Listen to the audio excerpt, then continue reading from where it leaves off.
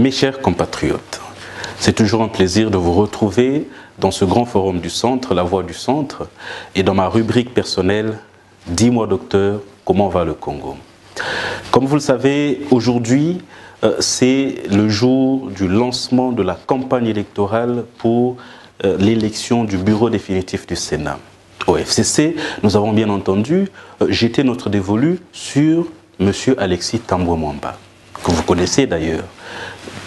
Ses capacités intellectuelles et toute son expérience sont avérées, elles ne sont plus à démontrer, et donc l'homme a le profil pour être président de la deuxième plus importante institution de notre pays. Figurez-vous qu'en cas d'indisponibilité ou de décès du chef de l'État, c'est le président du Sénat qui prend son intérim. C'est donc important que nous ayons à ce poste quelqu'un qui connaît tous les rouages de l'État, qui maîtrise l'administration, la gestion des hommes, mais aussi quelqu'un qui en a les compétences. Et donc, le choix porté sur M. Alexis Thambwe Mwamba se justifie. Mais il faudrait que nous sachions, et ça je parle à l'opinion, que le choix du FCC porté sur Alexis Thambwe Mwamba se fait en réalité par rapport à la vision que nous avons. Au FCC, nous avons dépassé le stade des individualités, de l'individualisme. Nous ne misons plus sur les personnes, nous misons sur les idéaux qui sont les nôtres. Je vais les rappeler, c'est d'abord combattre pour affirmer la souveraineté de notre pays. Le deuxième combat le plus important, c'est améliorer le social des Congolais. Et nous sommes tout à fait conscients qu'avoir un Parlement acquis à ces idéaux-là nous permettra donc de faire les réformes nécessaires pour améliorer les conditions de vie de nos populations.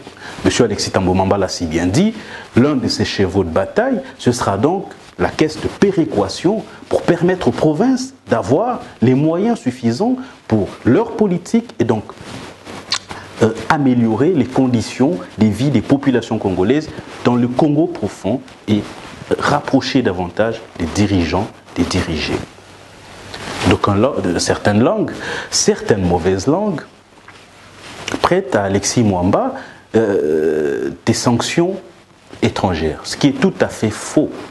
Monsieur Alexis Thambwe Mwamba ne fait objet d'aucune sanction internationale. Et d'ailleurs, à chaque fois qu'il y a eu une préliste de l'Union européenne pour sanctionner Alexis Thambwe Mwamba, à la dernière minute, son nom a été enlevé parce qu'il n'y avait pas d'éléments à sa charge. Si il peut y avoir certaines poursuites judiciaires aux États-Unis ou en Belgique, sur des faits qui d'ailleurs sont tout à fait discutables, nous ne pouvons pas, nous, en tant que peuple souverain, ne pas nous permettre de faire notre politique comme nous l'entendons parce qu'il y a un certain acharnement sur nos dirigeants. Rappelez-vous du cas Bemba qui a passé 10 ans en prison sur un dossier bidon qui était tout simplement un acharnement sur sa personne. Donc, en tant que peuple, nous devons avoir un sursaut d'orgueil et ne pas accepter que des ambassades étrangères, puisqu'ils en ont contre nos autorités, puissent créer de toutes pièces des dossiers et que cela doit influer sur nos choix en tant que peuple souverain.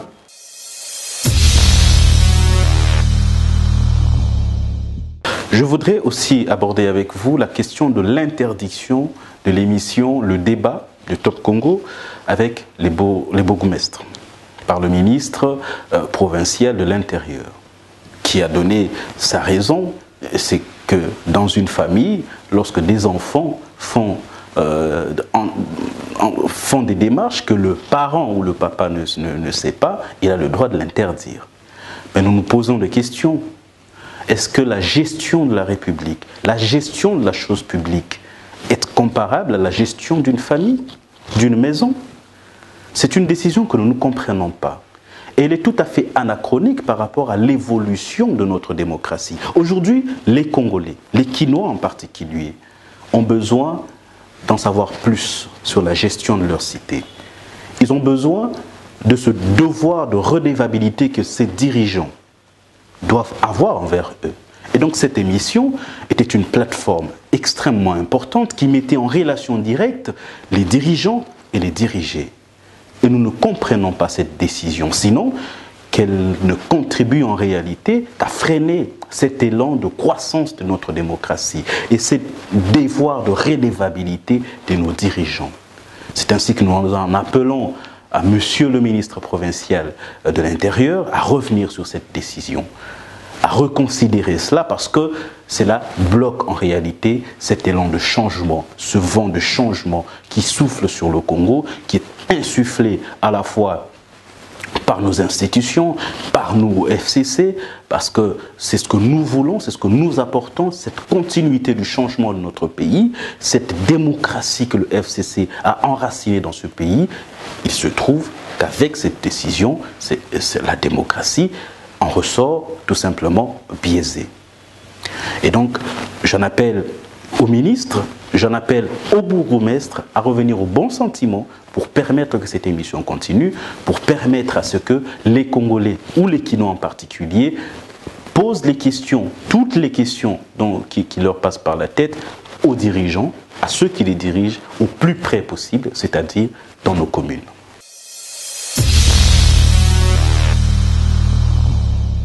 Je vous remercie pour votre aimable attention. C'est fini pour aujourd'hui.